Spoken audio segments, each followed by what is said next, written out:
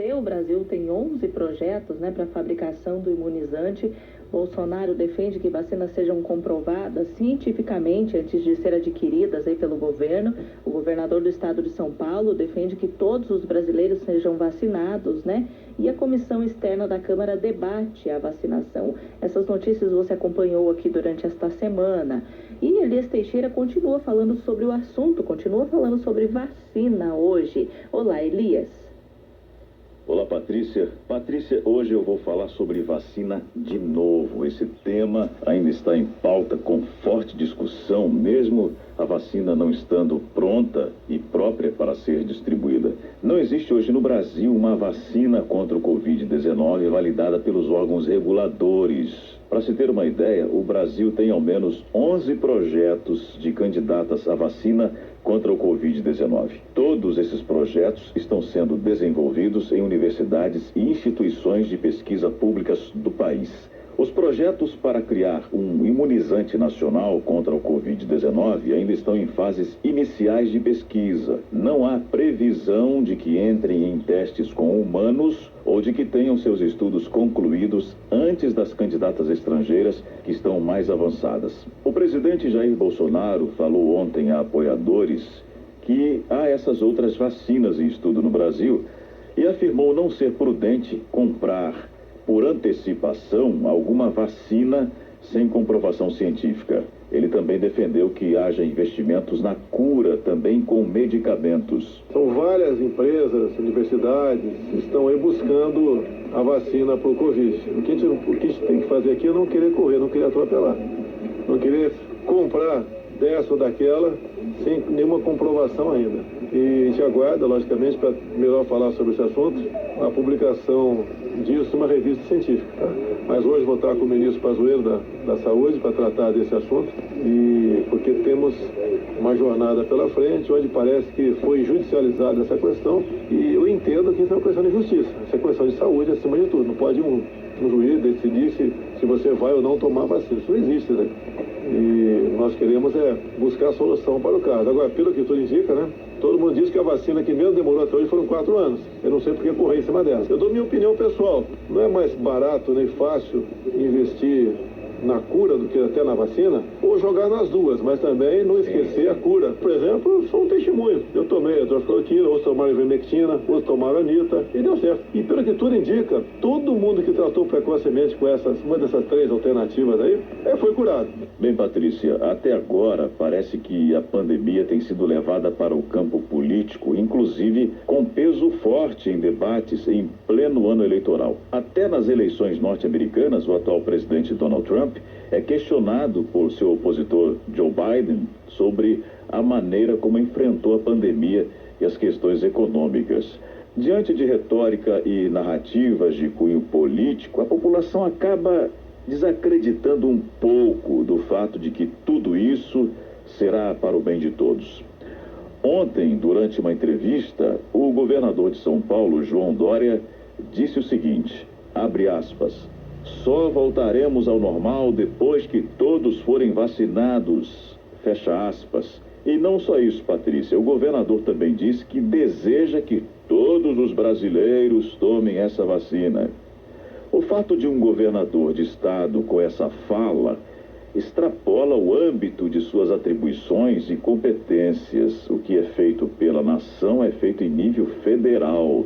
Quem aprova ou não uma vacina são os órgãos reguladores, que também é federal. Uma campanha nacional de vacinação é competência do governo federal. Bem, Patrícia, e como falamos aqui no começo, esse assunto está vivo e, por sinal, outros capítulos virão pela frente. Ontem à tarde, a Comissão Externa da Câmara dos Deputados debateu sobre essa questão. A recente polêmica criada em torno da vacina contra a Covid-19 foi tema de debate da Comissão Externa da Câmara dos Deputados, que acompanha as ações de enfrentamento à pandemia. Para o presidente da comissão, o deputado Luiz Antônio Teixeira Júnior, do BP do Rio de Janeiro, não se pode começar uma discussão se é preciso ou não tomar uma vacina que ainda nem está pronta. O deputado afirmou que é preciso ouvir os especialistas sobre o tema para que as medidas mais adequadas sejam tomadas. O vice-presidente de Produção, Inovação e Saúde da Fiocruz, Marco Krieger, afirmou que apesar da celeridade, o processo está seguindo rigorosamente as fases necessárias para uma vacina de qualidade. Mesmo sabendo que a gente vai ter que fazer um processo que ele seja mais rápido, isso não significa abrir mão dos critérios técnicos científicos nem do número estatisticamente necessário para que a gente possa chegar às conclusões, né? Segundo Krieger, o país terá condições de produzir já em 2021 200 milhões de doses da vacina, permitindo assim o acesso de toda a população. Mas o infectologista da Secretaria de Saúde de São Paulo, Francisco Cardoso, lembrou que, como estão sendo elaboradas, as vacinas contra a Covid-19 não garantem a imunização da população. Está se anunciando uma cura, uma vacina, e o que tem, na verdade, é um medicamento fraco, inseguro, e que no máximo vai reduzir em 30% a sintomatologia das pessoas que se contaminarem com Covid. Esse é o produto que nós temos no momento. O diretor do Centro de Assistência Toxicológica do Hospital das Clínicas da USP, Anthony Wong,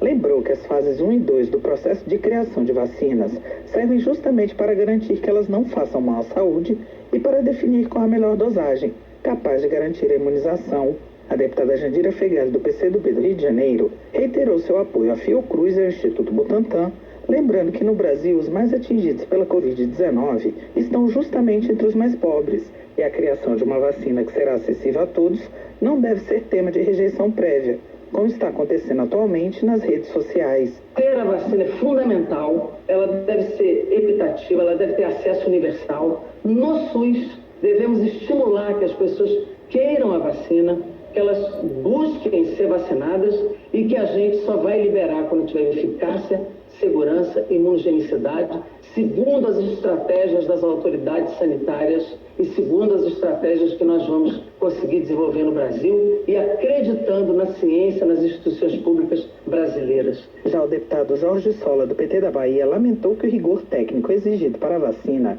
não seja utilizado também para os medicamentos que não têm eficácia comprovada, mas são receitados em todo o país. De Brasília, Carla Alessandra. Terminando aqui, Patrícia, o que observamos é que, diante de tudo isso, todas essas discussões de prós e contras, daqueles que têm algo mais a dizer, aqueles que não dizem aquilo que deve ser dito, observamos que, no fundo, a população, aos poucos, está sendo vencida pelo cansaço, pelo prolongamento das restrições impostas, pela depressão, desemprego, pelo medo do futuro.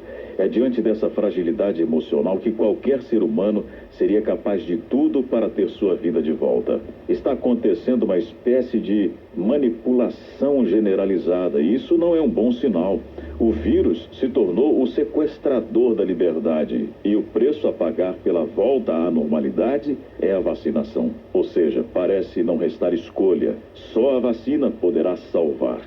Agora, não é mais só o vírus que é oportunista. Aqueles que politizam a vacina contra o vírus também.